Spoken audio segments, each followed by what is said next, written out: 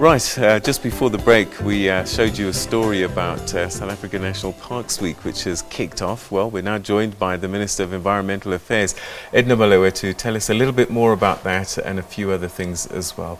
Minister, thank you very much for joining us. Thank you very much, Peter, and thanks for having me. And welcome to our brand new set. You're the first guest. Beautiful indeed.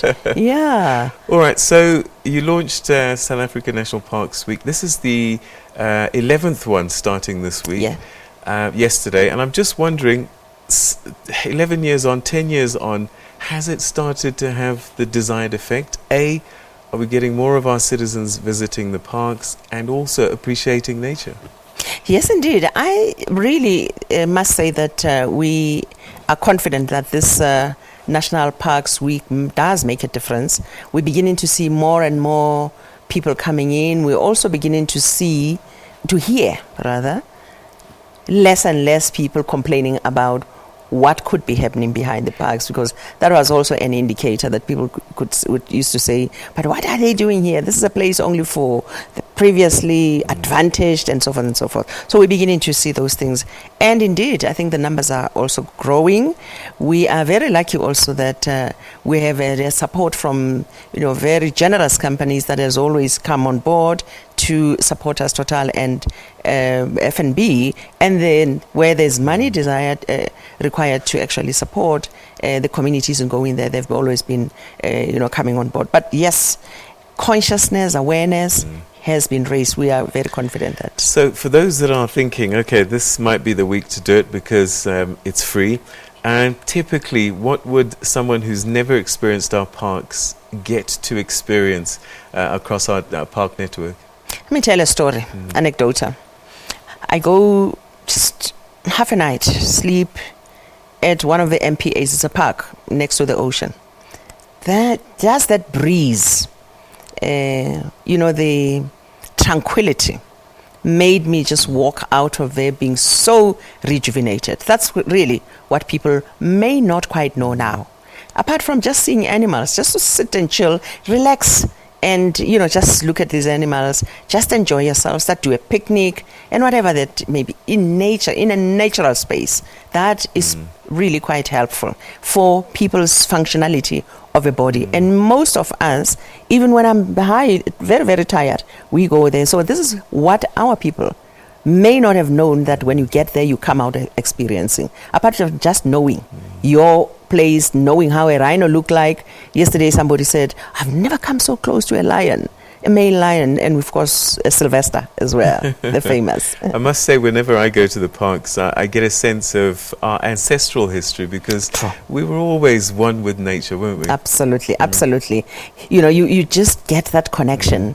You just feel that even your functionality of your lungs, breathing, and the connection also with the cultural. Somebody was saying yesterday, I felt my great grannies that who died before I was born, I think they were with me yesterday. So people experience different feelings, but the reality is that you get out of there very rejuvenated. All right, and one of the things that you have to do is make sure that these parks are protected.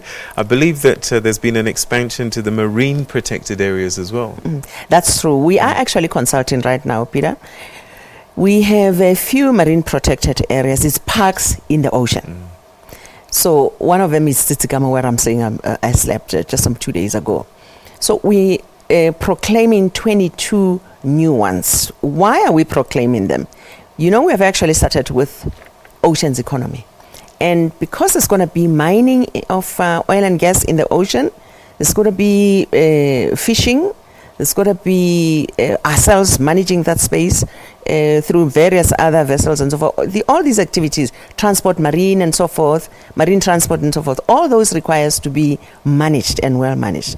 So they are breeding spaces, by the way, for fish, for us to continue to have these species of various other species of fish. For instance, there would be a breeding space for hake. There would be a breeding space for one of the fish that has actually gone extinct. People believe that it's no longer there in the whole world, is coelacanth, and it's now found. We are preserving those kinds of things. That's why we are protecting for purposes of using those spaces as nurseries for sustainable development, so that as we catch somewhere, there is somewhere where we're actually continuing to allow nature to take its course and actually breeding happening.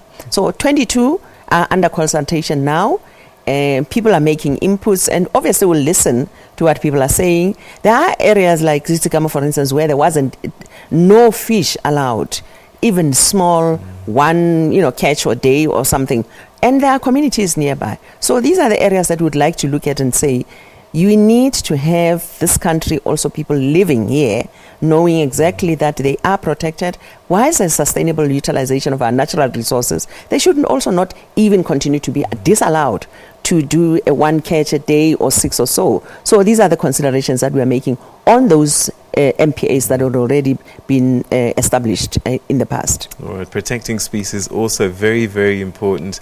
Rhino, yesterday you were talking about some of the gains that you've been making. Still a lot of rhino we're losing, but it looks like you're starting to win the battle and turn the tide. It's not yet time to celebrate, you're right, because 1-2 is just one too many. But yes, there's what is important is to note that we are beginning to establish a downward trend. And that's what's important. That's why I said 2.5 years ago that even as we're seeing the decline, we're still not celebrating, because we would like to see continuous.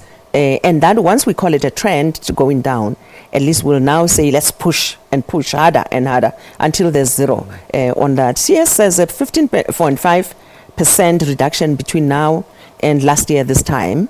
But people have been moving towards other provinces, countries like Namibia, Zimbabwe, and so on. Still, on overall, there is still a decline. All right, we're running out of time, but very briefly, I can't let you go without talking about the Convention for International Trade on Endangered Species. CITES, yeah. World Fauna and Flora, CITES, coming up.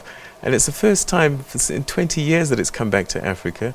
Tell us a little about the preparations. The biggest agenda ever, that I must say.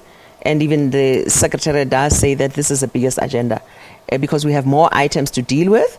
We are going to be welcoming 181 countries of the world here to really discuss those issues that are of great importance of whether to trade or not with certain species of our country. And we are really looking forward to it happening here on our country. We'll chat to you more about that as the days come closer. Minister Edna Molewa, thank you very much indeed. Thank you so much, Peter. Thanks for having me. Okay, it's time now to take a look at see what's been happening in the world of sport with Valen.